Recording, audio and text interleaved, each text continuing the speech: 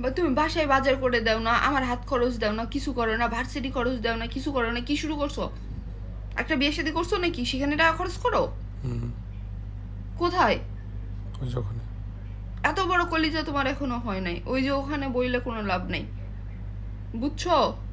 ভালো হয়ে যাও, ভালো হয়ে যাও। মানুষের হাজবেন্ড যায় দেখো বাসে কত বাজার করে, এই করে সেই করে, তুমি সেই অনলাইন সিস্টেম, অনলাইন, এই অনলাইনটা কে আবিষ্কার করছে রে? এই অনলাইন আসার পর থেকে স্বামী স্ত্রীর মধ্যে দূরত্ব বেড়ে গেছে। এই অনলাইন আসতে দেখে এরা দুইজন দুই দিকে মোবাইল ইউজ করে, স্বামী স্ত্রীর মধ্যে কোনো সম্পর্ক নাই, প্রতিদিন খালি ডিভোর্স আর ডিভোর্স। যাই হোক, নতুন যে আইনটা করছে না, ডিভোর্স যেই দাও মানে ওই যে ফাইন দুজনকে যে দিবে তাকে দিতে হবে, এই আইনটা খুব ভালো কাজ করছে। কিছু কিছু বেডি মানুষ আছে খালি 20 লাখ টাকা মহারণা লেখে ডিভোর্স দেয় খালি টাকার লোভে। এই বেডিগো মুখে বুঝছো একদম চুনকালি পড়ছে, একদম ছাই পড়ছে, ঠিক হয়েছে। লাখ এখন 20 লাখ টাকা লাখ, ছেলেদেরকে একটু জোর জবরদস্তি করে 20 লাখ টাকা লেখে।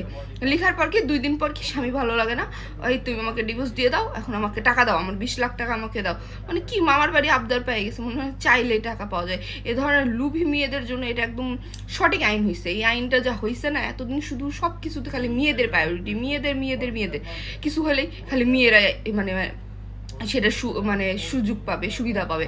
ছেলেদেরকে এই যে কত ছেলেরা ঘরের মধ্যে নির্যাতিত হয়, বউয়ের হাতে মার খায়, লোক লজ্জায় বলতে পারে না। লোক লজ্জায় কীভাবে বলবে? লোকে যদি যাই বলে, থানায় যাই বলে যে আমার বউ আমাকে মারছে, অত মনে হয় সেদিন গলায় দড়ি দিয়ে মরে যেতে হবে, কারণ এটা বলা মানে তার মান সম্মান চলে যাওয়া।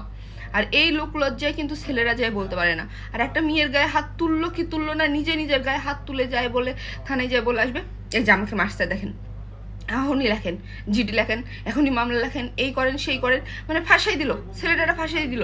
মানে দেশে কোনো ছেলেদের কোনো মানে কি বলবো, ছেলেদের কোনো মান সম্মান কোনো অধিকার কিচ্ছু নাই।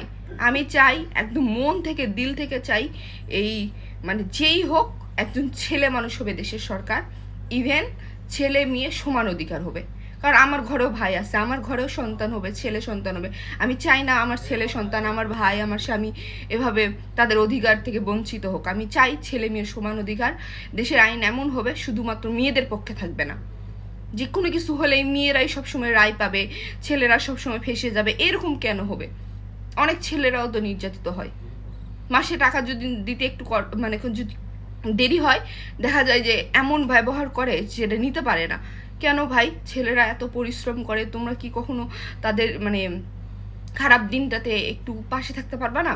একটু সাপোর্ট করতে পারবা না? মানে যখন যা চাইবা আকাশের চাঁদ চাবা, আকাশের চাঁদ এনে দিতে হবে, আর না দিতে পারলে হাজবেন্ড ভালো না। এই মানসিকতাটা আসলে মেয়েদের চেঞ্জ করা উচিত। ছেলেদেরকে সাপোর্ট করা উচিত, মেন্টালিভাবে সাপোর্ট করা উচিত, কারণ ছেলেরা অনেক পরিশ্রম করে। হ্যাঁ, আমরাও অনেক পরিশ্রম করি, মেয়েরাও ঘরে অনেক পরিশ্রম করি।